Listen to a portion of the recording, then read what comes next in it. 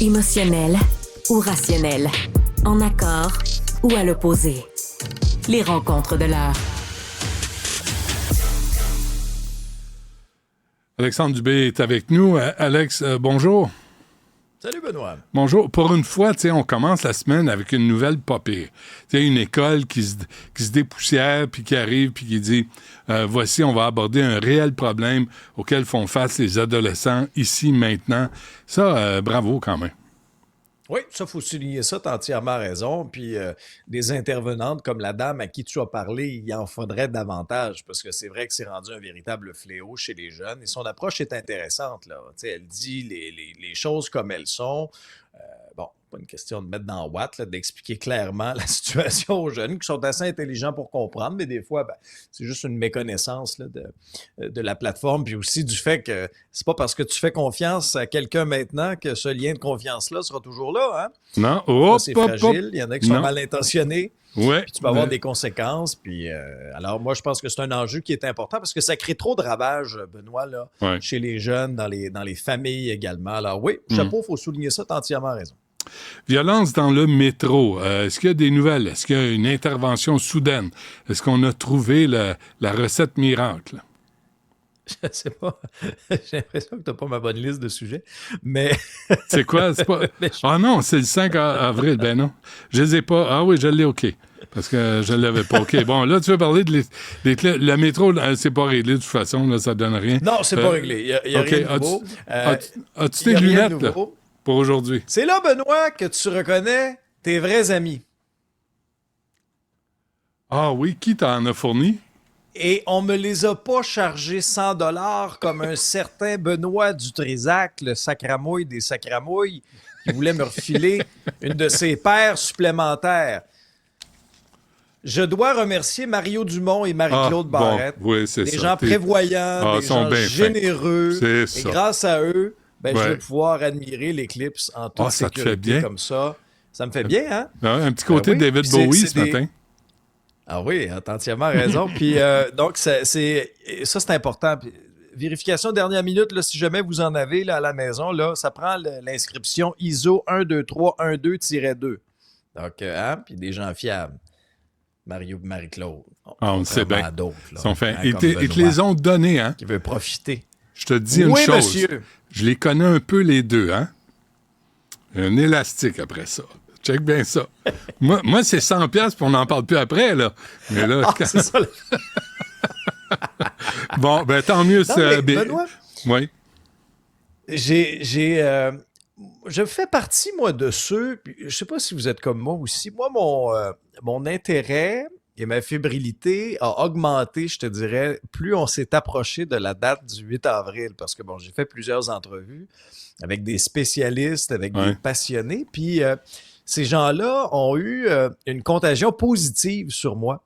Puis je veux les saluer, des gens, là, vraiment, là, des vulgarisateurs scientifiques comme Marie-Ève Naud, astrophysicienne, comme Olivier Hernandez, directeur du Planétarium. Ce sont des gens qui ont une passion, ont des connaissances, mais qui savent tellement bien l'expliquer que c'est facile après ça pour nous, qui n'ont pas fait d'études nécessairement dans ce domaine-là, mais d'être intrigué, d'être intéressé par ça. Et je veux saluer aussi, Benoît, il y a à peu près une école sur 2 au Québec qui a décidé d'ouvrir ses portes aujourd'hui.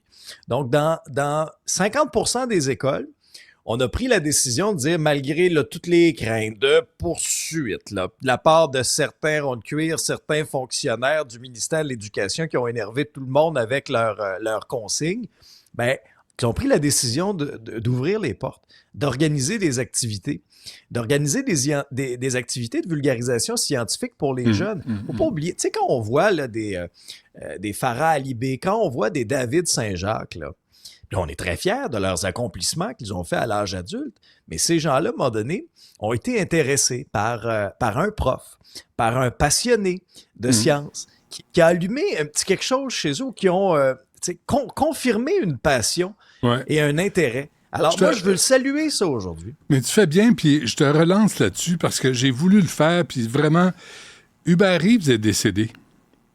Hubert Reeves n'a pas eu de de funérailles nationales, a pas eu... C'est passé en dessous du radar. Et pourtant, moi, je l'avais interviewé il y a une 20aine d'années pour les Francs-Tireurs.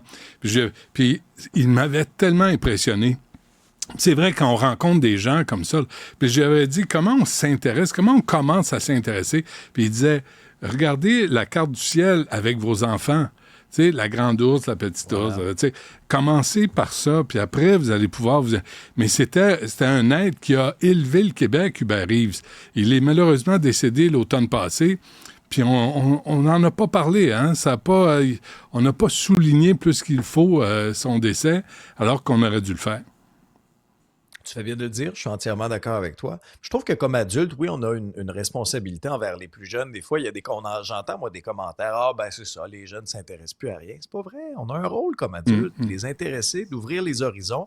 J'étais très touché, moi, je regarde, puis j'écoute aussi différents témoignages depuis le début de la journée. J'en ai reçu à mon épisode également. Mais je voyais, entre autres, à l'Observatoire du Mont Mégantic, qui est vraiment, là, ça, ce sera un des points merveilleux aujourd'hui pour observer l'éclipse totale, parce qu'ils sont vraiment en plein cœur de la bande de totalité. La bande de totalité, c'est quoi? C'est cette bande qui traverse, certains États des États-Unis, mais certaines régions du Québec aussi. On va pouvoir observer une éclipse vraiment à 100%. Puis l'Observatoire du lac Mégantic est en plein cœur de tout ça. Et je voyais tout juste avant de venir te parler des gens qui commençaient déjà à préparer leur équipement. Et sur place, il y avait un grand-père avec son fils et sa petite-fille. J'ai été très touché de voir ça. Je trouvais ça très, très bien. Je voyais aussi les préparatifs au parc Jean-Drapeau à Montréal, qui sera un peu le point central, le plus gros rassemblement, si tu veux, où on attend là, au-delà de 100... En tout cas, on a 150 000 paires de lunettes. Est-ce qu'elles seront toutes distribuées? On verra bien. Mais déjà, il y a un bel engouement. Et je parlais à mon épisode avec Olivier Hernandez, le directeur du Planétarium. Je faisais référence tantôt comme un de nos bons vulgarisateurs scientifiques, je pense, au Québec. Et il me disait aussi, il y aura quelque chose, une éclipse totale comme ça, oui, ça se voit, mais ça se ressent, ça se vit. On sait que la température peut baisser jusqu'à 5 degrés. Il va faire noir, peut-être pas aussi noir qu'en pleine nuit, mais quand même, ça va s'assombrir beaucoup. Et juste avant, il y aura la grande Diane Dufresne qui va interpréter la chanson « L'hymne à la beauté du monde ». Alors, je trouve que ce sera un souvenir mémorable pour plusieurs personnes. Mais ça vient de sortir, là. Il y a aussi un grand regroupement de Raéliens. Et Raël va en profiter pour sacrifier une vierge extraterrestre. Il paraît que... Oui, comme les Mayas à l'époque. Puis ça va être chic. Ouais. Ça va être... Moi, j'aime mieux, personnellement, le rassemblement au parc Jean-Drapeau, mais vous ferez bien ce que vous voulez. Puis quand je dis que c'est l'occasion d'une vie, parce que oui, il y a des gens qui sont des chasseurs d'éclipses qui vont se rendre un peu partout à travers le monde, mais la moyenne des ours, on fait pas ça. Moi, quand je regarde, c'est la seule chance de ma vie où je vais en voir une, probablement. Puis je regardais un peu aux îles de la Madeleine. En mai 2079, il va en avoir une, mais vraiment juste aux îles de la Madeleine. Les chances que je sois aux îles de la Madeleine en mai 2079 sont assez minces. Sinon, pour le sud du Québec, en mai 2116, là, je vais être 6 pieds sous terre. Puis au Mont Mégantic, la prochaine est en juillet 2205. Ouais. Alors, profitez du temps présent. Oui, c'est ça. Moment présent. Exactement. Alors, c'est la chance d'une vie. C'est la chance d'une vie. Et je trouve qu'on est... le point culminant, ça va être autour de 15h26. Là. Et il y aura toujours les... Moi, ça me fait toujours sourire. Puis, la Sûreté du Québec a fait une vidéo sur les réseaux sociaux pour rappeler un peu les règles de sécurité. Benoît, ne sois pas cette personne qui va s'arrêter en bordure de l'autoroute de Grâce pour observer. OK, celle-là, je la comprends pas. Tu vas être en déplacement, là, après. Je vais mettre mes lunettes, moi, pas au volant.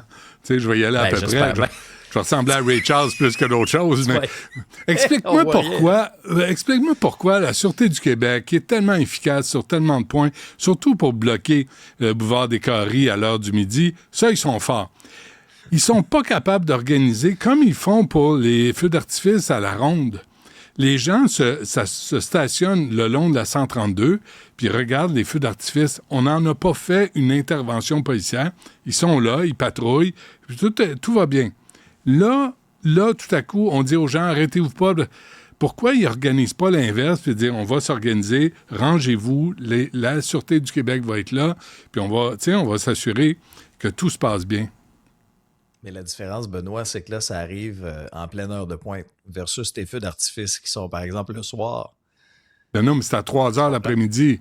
À 2-3 heures l'après-midi. C'est pas l'heure de pointe. L'heure de pointe. Ben oui, mais il y a bloc. À Montréal, il bloque l'heure de pointe à Montréal. Ça, il n'y a pas de trouble.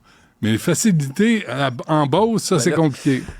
Hey, j'ai été un de ceux qui a le plus dénoncé ça, moi, ce geste syndical-là, que je trouvais que là, vous prenez en otage les automobilistes, c'est pas une bonne façon de faire pour vous faire des amis puis pour vous mettre l'opinion publique de votre bord, ça c'est clair. Mais Benoît, tu sais, j'ose espérer que dans l'ensemble de la population, ça va bien se passer. Il y avait des statistiques qui circulaient. Tu sais, souviens-toi, aux États-Unis, il y avait eu à un moment donné, là, c'est ça, cette éclipse-là, sur les centaines de millions d'Américains qui l'avaient regardé, il y a eu une poignée là, de cas avec des dommages qui n'étaient finalement pas permanent, mais réversible. Alors, moi, j'ai confiance en l'intelligence des gens.